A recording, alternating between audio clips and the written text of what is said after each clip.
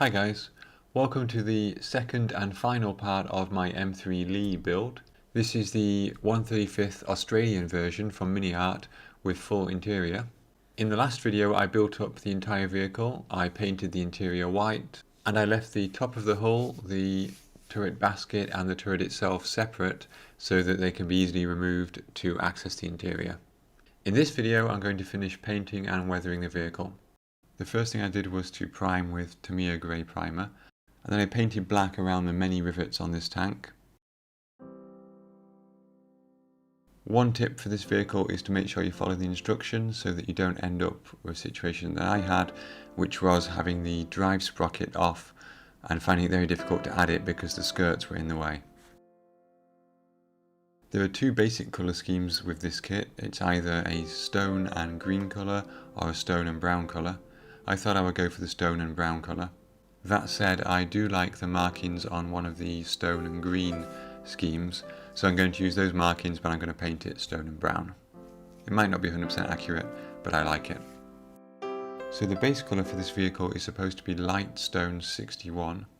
There isn't a direct Tamiya colour for that. The instructions recommend XF59, which is desert yellow, but if you look at their recommendation for the AK real colour, it's a much lighter colour than XF59.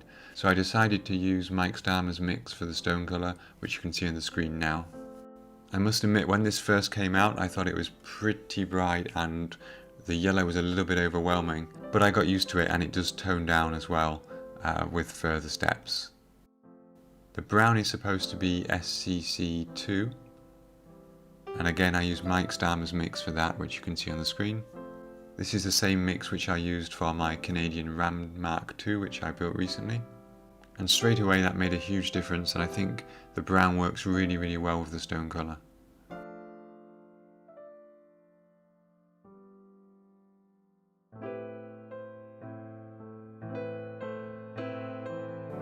The next step was to add the various hatches and doors which had been left off the painting.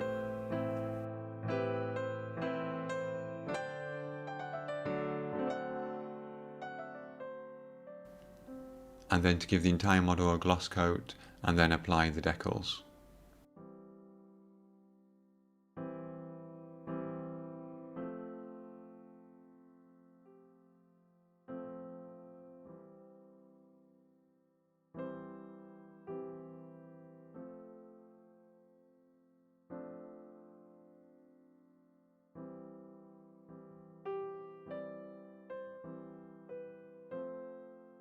Then I did the detail painting such as the tools and the wheels. And I learnt this nice trick from Panzermeister 36's channel, which is to slide a little sheet of paper under the tools when you're painting them, and that stops you getting paint on the bodywork colour. To weather the interior I wanted a nice grimy look, but I didn't want to use something like streaking grime because the dark brown is quite harsh against the white. So in the end I used this AK streaking grime for desert vehicles, which has a much subtler sort of grey-green kind of shade to it, and I put some small dots of that all over the interior and blended them in with a damp brush.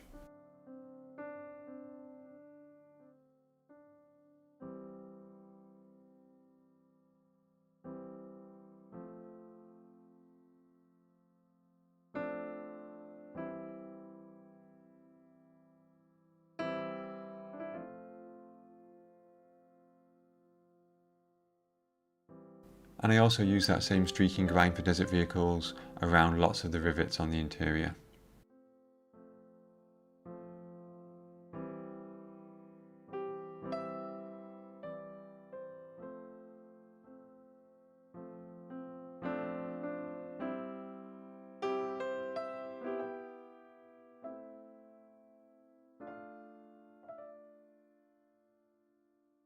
I felt that overall the grime gave a nice look, but perhaps the interior wasn't worn enough. So I used some XF56 metallic grey to add some small chips around the most worn areas, particularly on the gun shield here, and on some edges, the hatches and the containers and so on.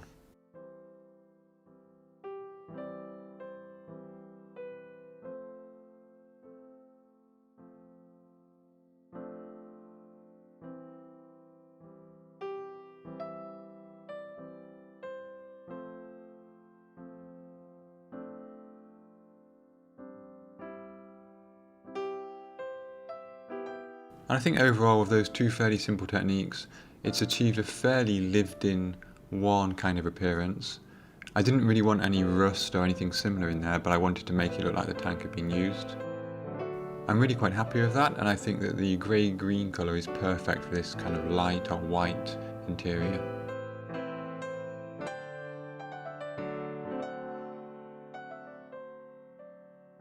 Before I started the exterior weathering, I added some highlights to each of the rivet heads in a slightly lighter colour of the original. And then I wasn't quite sure what to use as a pin wash around the rivets. I tried black, but it was clearly too dark. I had a couple of browns, and in the end I settled on this burnt umber colour. This was an oil paint thinned with enamel thinner.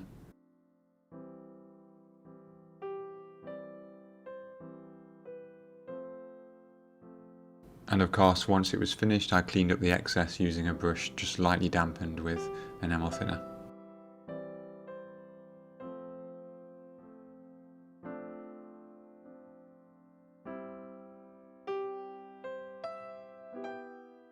I also used some buff oil paint and blended it into the paintwork with a dry brush to try to create a kind of highlighting, fading kind of effect.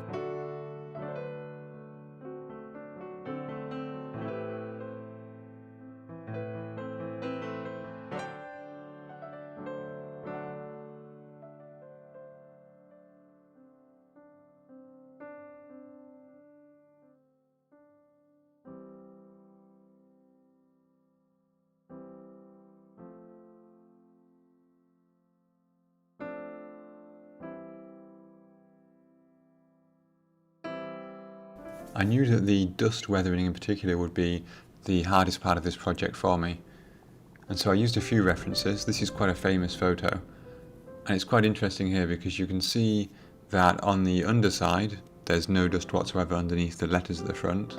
Obviously dust is not particularly sticky, unlike mud, so I guess it just falls off those overhanging parts. And then we've got a huge amount of sand and dust on the front, but if we look at the side panels on our right, driver's left, they're basically completely clean. There's no streaking down there, there's no nothing. And the dust has gone as high as the turret, but it's only really in the rivet area of the turret.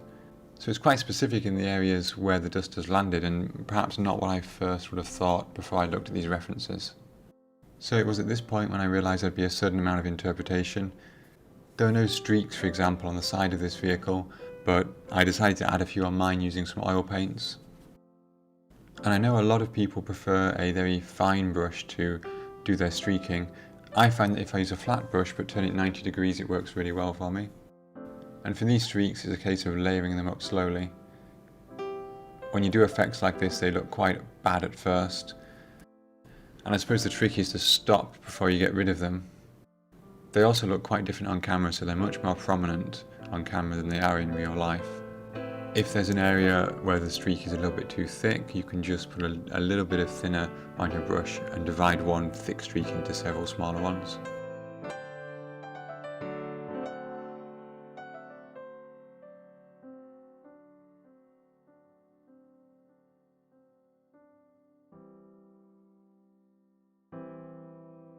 And that's kind of the effect I was looking for. Some streaking apparent, but still quite subtle. I also decided to add some paint at the bottom edge of the vehicle to simulate dust being thrown up, and again blended that with a dry brush.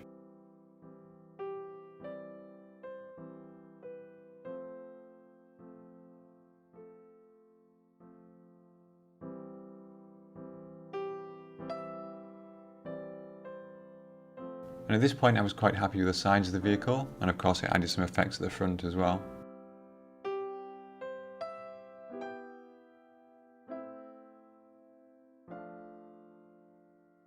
And then to give another layer of dust, I put some pigments around the rivets and brushed those up and down vertically in streaky motions as well.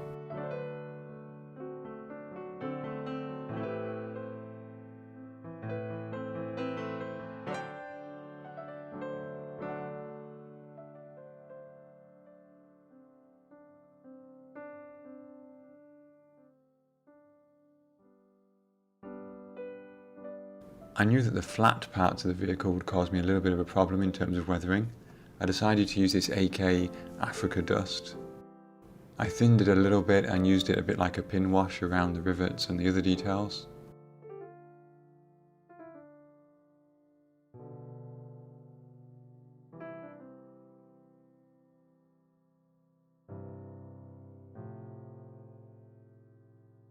I think at this point I started to go a little bit over the top, and I put a little bit of the effect in the corners as well to simulate a build-up of dirt there.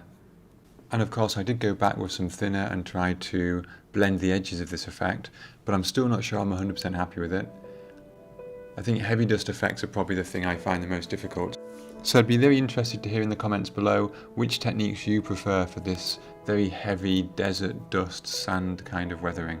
Do you use oil paints? Do you use pigments? Do you use enamel effects? What do you find works best for you? So with that said, I'm not sure if I'm going to come back to this model yet and redo these effects. I'm going to leave it for a few days to think about it. But while I do that, I'm going to show you pictures of the final result so far.